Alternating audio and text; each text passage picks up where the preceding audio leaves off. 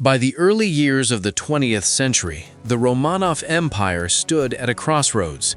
The immense power once symbolized by its palaces, regiments, and religious authority now faced pressures that could no longer be contained by ceremony or tradition. Beneath the gilded domes of Imperial Russia, profound economic, political, and social transformations were unfolding.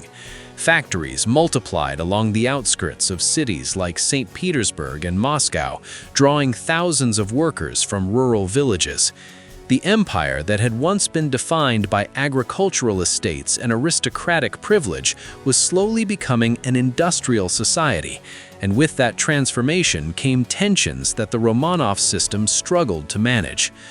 At the center of this vast and uneasy empire was Nicholas II of Russia, a ruler whose personal beliefs were deeply rooted in the traditions of absolute monarchy. Nicholas saw himself not as a constitutional leader, but as a divinely appointed guardian of Russia's destiny. In his private diaries, he often described the burdens of leadership in deeply personal terms, expressing both devotion to his family and a sense of sacred responsibility toward his people. Yet the very qualities that made Nicholas a devoted husband and father, his caution, his introspection, and his resistance to political compromise, would ultimately make him ill-equipped to confront the revolutionary currents rising across his empire. Meanwhile, within the imperial household, the family's private life continued to unfold in relative isolation from the political storms gathering beyond palace walls. At the Alexander Palace in Tsarskoye Selo, Nicholas and Alexandra Fyodorovna cultivated a quiet domestic routine centered around their children. Their four daughters, Olga, Tatiana, Maria, and Anastasia, were raised with an unusual degree of modesty for royal princesses. They slept in simple rooms, shared chores, and were encouraged to develop strong religious faith. The palace itself, though elegant, lacked the overwhelming opulence of the imperial court's grander residences. Nicholas preferred the calm privacy of Tsarskoye Selo to the ceremonial obligations of the Winter Palace, where state banquets and diplomatic receptions symbolized the empire's traditional authority. But even within this seemingly tranquil world, anxiety quietly lingered. The young heir to the throne, Alexei Nikolaevich, remained dangerously vulnerable due to his hemophilia. Every bruise or fall carried the potential for internal bleeding that could prove fatal. The imperial family lived under the constant shadow of this illness, concealing it from the public while desperately searching for remedies.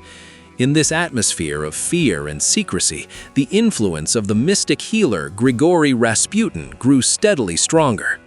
Rasputin's origins were humble. Born in a small Siberian village, he had spent years wandering across Russia as a self-proclaimed holy man, gathering followers who believed he possessed spiritual insight and healing abilities. When Rasputin was introduced to the imperial family in 1905, his calm demeanor and intense gaze left a powerful impression on Alexandra. On several occasions, when Alexei suffered severe bleeding episodes, Rasputin appeared to ease the boy's pain through prayer and reassurance. Whether through coincidence, psychological influence, or simple luck, these moments convinced Alexandra that Rasputin had been sent by divine providence to protect her son. Yet outside the palace, Rasputin's presence generated scandal and suspicion. Many aristocrats viewed him as a dangerous manipulator who had gained extraordinary influence over the empress. Stories circulated throughout St. Petersburg's elite society, describing drunken behavior, secret meetings, and alleged corruption within the imperial court. Although many of these rumors were exaggerated or unproven, they contributed to a growing perception that the Romanov monarchy had lost control of its own household. While these controversies simmered within the court, far more serious challenges were emerging across the empire. Russia's rapid industrialization had created a new working class whose living conditions were often brutal. Long hours in unsafe factories, combined with low wages and overcrowded housing, fueled resentment toward both factory owners and the imperial government that protected them. Workers began organizing strikes, demanding better conditions and political representation. These tensions exploded dramatically in January 1905 in an event that would become known as the Bloody Sunday. On that winter morning, thousands of workers led by the Orthodox priest Georgy Gapon marched peacefully through the streets of St. Petersburg, carrying religious icons and portraits of the Tsar. Their goal was to present a petition to Nicholas II, asking for reforms such as fair wages, an 8-hour workday, and the creation of a representative assembly. But Nicholas was not in the city that day, and the imperial authorities, fearful for unrest, had ordered troops to block the demonstrators' path. As the crowd approached the Winter Palace, soldiers opened fire. Panic swept through the square as men, women, and children were struck by bullets or trampled in the chaos.